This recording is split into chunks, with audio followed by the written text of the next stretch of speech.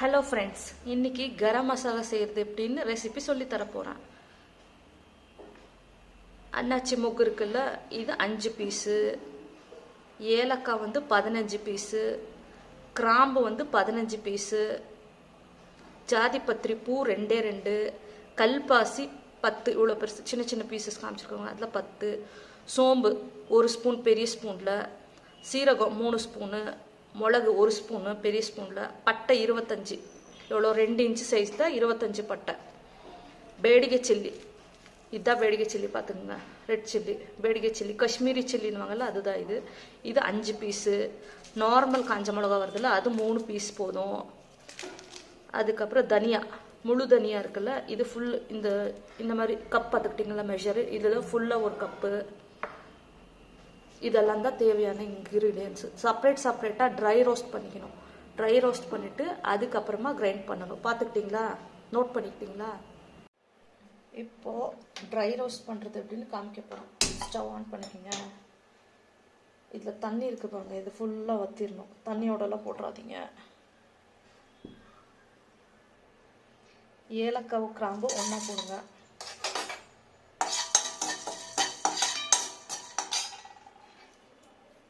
இந்த அன்னாச்சி பூ சொன்னல அது இப்படி பிச்சு போட்டுருங்க. ஏன்னா கிரைண்ட் ஆகாது இல்லை, மிக்சி ஜார் பிளேட் போயிடும். அதனால இந்த மாதிரி பிச்சிருங்க. ஒவ்வொரு ஃப்ளவர் இதெல்லாம்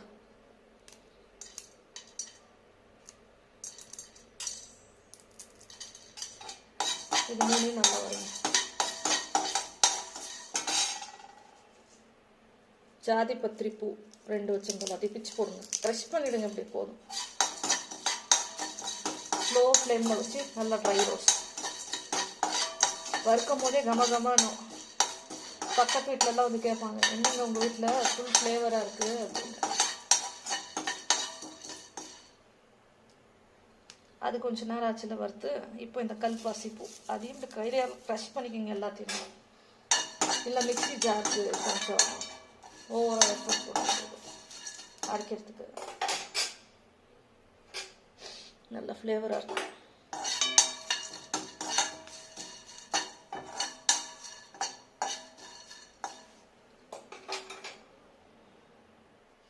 இது பாருங்க, இப்படி தொட்டால் உங்களுக்கு தொடக்கூடாது, சூடாக கொதிக்கணும், அப்போ தான் நல்லா வறுத்துருக்குன்னு அர்த்தம்.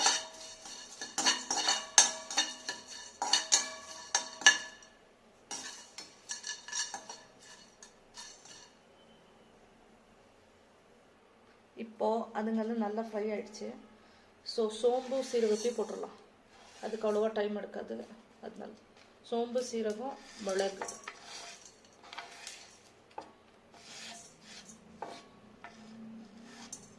ஆச்சுன்னா சட்டா சவுண்டு கேட்குதா? இந்த சவுண்டு தான். அப்போ தான் நல்லா ரோஸ்ட் ஆகிருக்கணும். மசாலா அப்போ தான் ஸ்டோர் பண்ணி வச்சா ரொம்ப நாளைக்கு நல்லாயிருக்கும், 2-3 மாதத்துக்கு நல்லாயிருக்கும். பாருங்க, கலர் சேஞ்ச் ஆகிட்டு வருதுல்ல. உங்களுக்கு அந்த சவுண்ட் கேட்குதா? சட்டான்னு அந்த சட் கேட்கணும். கருகி போயிடக்கூடாது. கருகிற மாதிரி வர்த்திங்கன்னா மசாலா நல்லா வராது. அப்புறமா என்ன சொல்லக்கூடாது, இவங்க ரெசிபி சொல்லி நல்லா வரலாது. அவசரப்படக்கூடாது. ஸ்லோ ஃப்ளேமில் தான் வறுக்கணும், கை விடாமல் வறுக்கணும். எல்லா பக்கமும் ஒரே மாதிரி ஃப்ரை ஆகணும்ல, ட்ரை ரோஸ்ட் ஆகணும்ல. பாருங்க, இந்த மாதிரி ஆகணும்.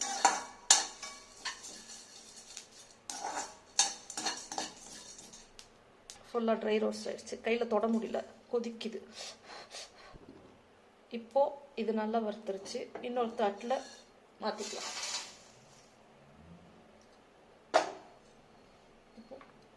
தனியா இருக்குல்ல, தனியா போட்டுக்கணும். தனியாவும் நல்லா வறுக்கணும், கருகிடக்கூடாது எதுங்க, ட்ரை ரோஸ்ட் ஆகணும்.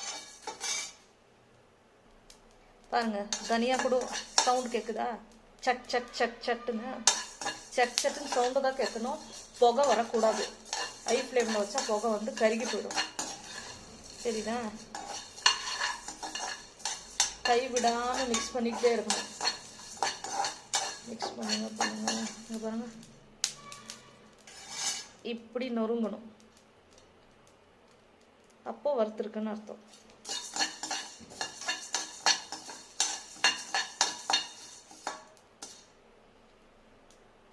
இப்போ எடுத்து வச்ச காஞ்ச மிளகா இருந்துச்சுல அதெல்லாம் போட்டுக்கணும்.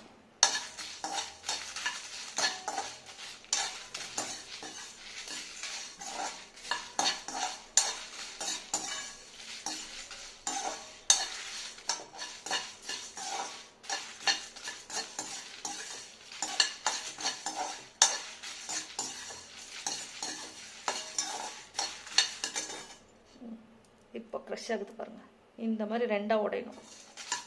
அப்படி உடைஞ்சாதான் நல்லா ஃப்ரை ஆகிருக்கு, மசாலா தகுந்த. இது எடுத்து இதோட மிக்ஸ் பண்ணிக்கோங்க. அப்போ தான் சும்மா கையில் இது கிண்டிட்டு இதையும் நல்லா மிக்ஸ் பண்ணிடுங்க.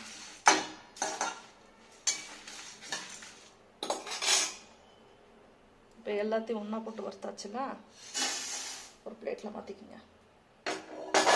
பிளேட்டில் மாற்றிக்கிட்டு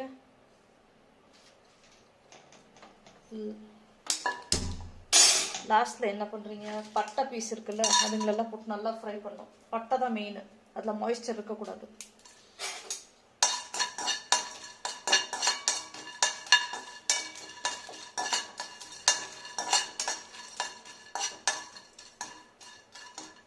நல்லா ஒரு பட்டம். நான் அப்பயே சொல்ல மறந்துட்டேன், இந்த பலை வெலை இருக்குல்ல அதை ஒரு 10-15 பீஸு இந்த மாதிரி க்ரஷ் பண்ணி பலை வெலை கையிலே பிடுங்கி இப்படி நல்லா நசுக்கி போட்டுருங்க. நல்லா ட்ரை ரோஸ்ட் பண்ணுங்க. இந்த இலை ஸ்கிப் பண்ணிடாதீங்க, நான் அப்பயே சொல்ல மறந்துட்டேன், இப்போ சொல்லிட்டு இருக்கேன். நல்லா மிக்ஸ் ஆகிட்டு இருக்கு. இப்படி க்ரஷ் ஆகுனதா வறுக்கிற வறுல அதே க்ரஷ் ஆகிடும்.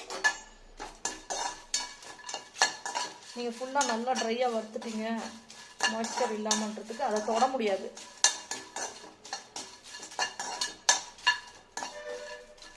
சரிதா? இப்போ பாருங்கள், எனக்கு தொட முடியுதுன்னா நான் கிச்சன் அதான் திஸ் இஸ் குட். இதே தான் நல்லா வறுத்தாச்சுல. இப்போ இதையும் ஒன்றா போடுங்க, ஒட்டுக்க வருங்க எல்லாம். அப்புறமா கையில் மிக்ஸ் பண்ணுறது ஒரே வாட்டி மிக்ஸ் ஆகிட்டோம். மிக்ஸ் ஆகிட்டு இது ஃபுல்லாக சில்லுன்னு ஆகிடணும். அதுக்கப்புறமா தான் ஜாரில் போட்டு கொஞ்சம் கொஞ்சமாக போட்டு அரைப்பீங்களோ மொத்தமாக போட்டு அரைப்பீங்களோ உங்கள் மிக்சியோட கெப்பாசிட்டியை பொறுத்து இருக்குது. அவ்வளோதான், முடிஞ்சது. ஆஃப் பண்ணிவிடுங்க. இதெல்லாம் பிளேட்டில் எடுத்து மாற்றிடுங்க. அந்த வறுத்த கீழே விட்டிங்களா எல்லாம் கருகி போயிடும். மாற்றலாம்.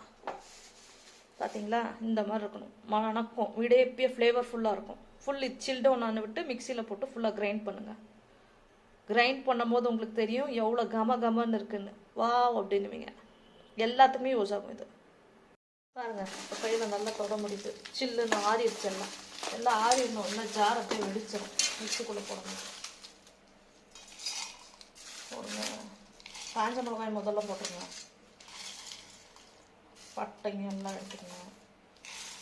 போட்டிங்கன்னா எவ்வளோ பிடிக்குதோ அவ்வளோ ஃபில் பண்ணுங்க. ஃபில் பண்ணி வச்சு ஜார் மூடியை போடுங்க. ஸ்டார்ட்.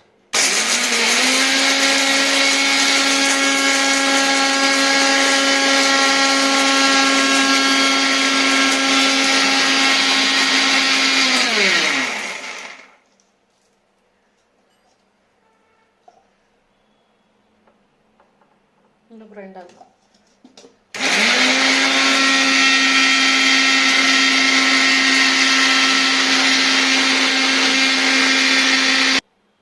பாருங்க, கமன்னு இருக்குது. இப்படி தான் இருக்கணும். ஃபுல் கோர்ஸ் ஆகாது, அது ஃபுல்லாக இதாகாது கிரைண்டு.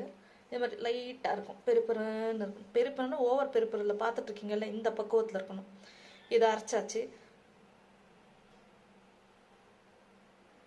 மிச்சம் இருந்துச்சுல அதையும் போட்டாருங்க.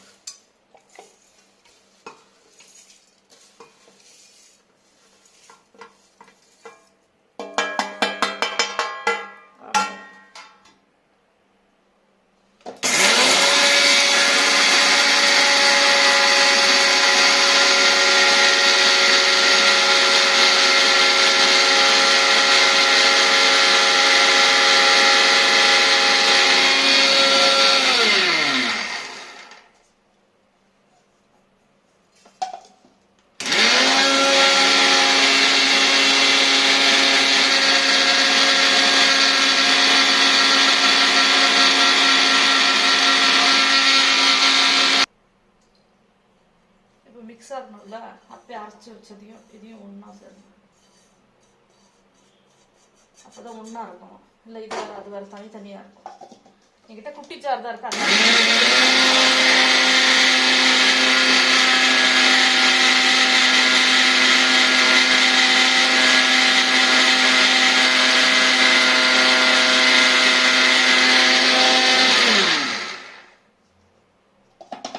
வாவ், நல்லா மணக்குதுங்க. கரம் மசாலா கம கம கம கமன்னு. இப்போ பாருங்க கொட்டுறேன்.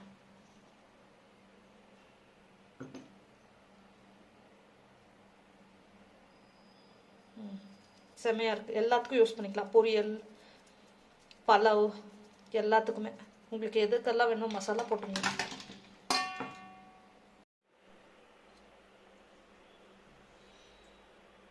பாருங்கள் எப்படி இருக்குது. ஆற வச்சுட்டு அதுக்கப்புறமா ஒரு பாக்ஸில் போட்டு நல்லா டைட்டாக மூடி வச்சுருங்க. சில்லுன்னு ஆறின விட்டு 2-3 மாதம் வரைக்கும் நல்லாயிருக்கும். பொரியலுக்கு அப்புறமா பிரியாணிக்கு எதுக்கு வேணாலும் போட்டுக்கலாம். ஸ்ப்ரிங்கிள் லைட்டாக போட்டு பண்ணிங்கன்னா செம்ம கம கமன்னு இருக்கும்.